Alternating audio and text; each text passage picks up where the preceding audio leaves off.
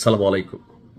অনেকেই ভাবেন যে ভাই আমরা যারা ভিডিও করি আর আপনি যে ভিডিওটা দেখছেন এটার মধ্যে আসলে আমরা ইরানকে কিভাবে সহযোগিতা করতে পারি বা এর মাধ্যমে আসলে কি হয়, এর মাধ্যমে যে কত কিছু হয় আজকের ভিডিওতে অনেকটা বুঝিয়ে দিচ্ছি।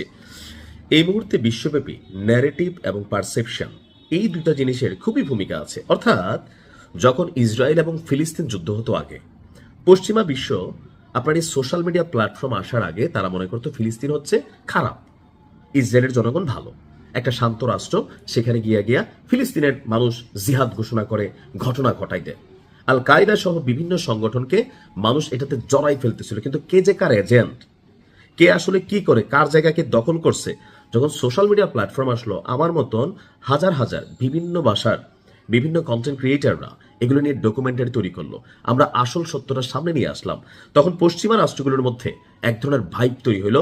তাদের সরকাররা যে তলে তলে তাদেরকে ঘোল খাওয়াচ্ছিল এত বছর, সেটা মানুষের মধ্যে প্রশ্ন তৈরি করছে যে আমরা দেখছি কি, আমাদের সরকার কি বলছে।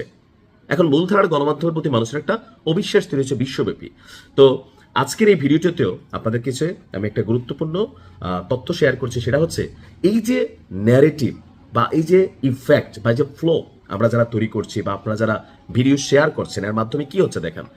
মালয়েশিয়াতে আজকে যে সিদ্ধান্ত নেওয়া হয়েছে যে যা খাঁচার ভিতর যা যাইয়া তারপর তোরা শেষ হ, মানে খাঁচার ভেতর ও চিন পাখি কেমনে আসে যায় এটা আমরা না জানলেও কিন্তু খাঁচার পাখি খাঁচায় ঢুকানোর সিস্টেম আজকে মালয়েশিয়া করছে, যে ইরানকে পরোক্ষভাবে যেই সহযোগিতাটা করছে এটা কোটি কোটি ডলার দিয়া করার আসলে সুযোগ ছিল না।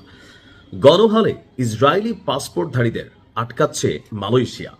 এই মুহূর্তে আমি এর আগে একটা নিউজ দিছিলাম যে ইসরায়েলের টোটাল জনগণের প্রায় 35% নাগরিক দেশ ছেড়ে চলে গেছে অনেকে, আর অনেকে যাওয়ার জন্য অপেক্ষা করছে। সবচেয়ে বেশি চাপ হচ্ছে আশেপাশের এই রেজিমের মধ্যে।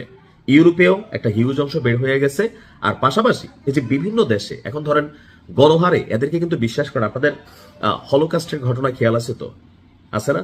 আপনার হিটলারের সেই ঐতিহাসিক ঘটনা, হিটলার বলে গেছিল যে জাস্ট কিছু স্যাম্পল রেখে গেলাম, যে আমি হিটলার কেন এই হলোকাস্টের ঘটনা ঘটাইছিলাম দ্বিতীয় বিশ্বযুদ্ধের সময় চুমচুমকে।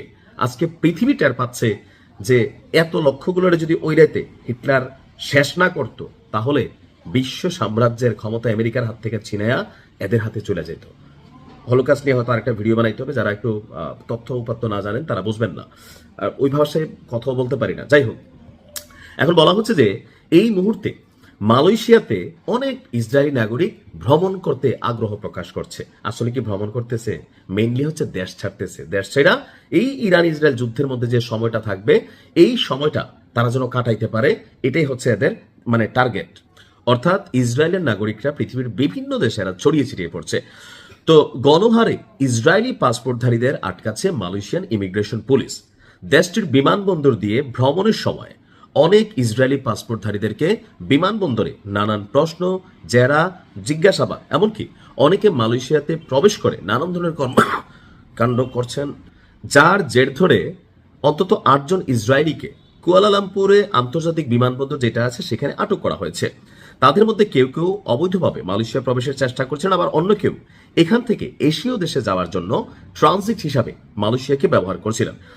আর এই মুহূর্তে মালয়েশিয়ার বিমানবন্দর জুড়ে ইসরায়েলি পাসপোর্ট দেখলেই এদেরকে রিটার্ন আপনার ইসরায়েলে ব্যাক করার জন্য আপনার নির্দেশনা দেওয়া হয়েছে সন্দেহভাজন হইলে। অর্থাৎ এরা এখন পালাইতে চাইবে, পৃথিবীর বিভিন্ন দেশে ছড়িয়ে ছিটিয়ে পড়তে চাইবে।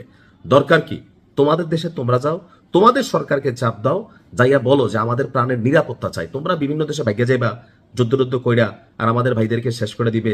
তারপর তোমরা গিয়ে সেখানে খালি বাড়ি, মাঠ, ময়দান দখল করবা, কিনবা, আর একের পর এক সেটেলিং করবা। এটা তো ভাই হইতে পারে না। প্রত্যেকটা আরব রাষ্ট্রের উচিত যে এই মুহূর্তে মালয়েশিয়ার মতন অবস্থান নেওয়া। আশা করি বাকিদেরও ঘুম ভাঙবে। ভালো থাকুন।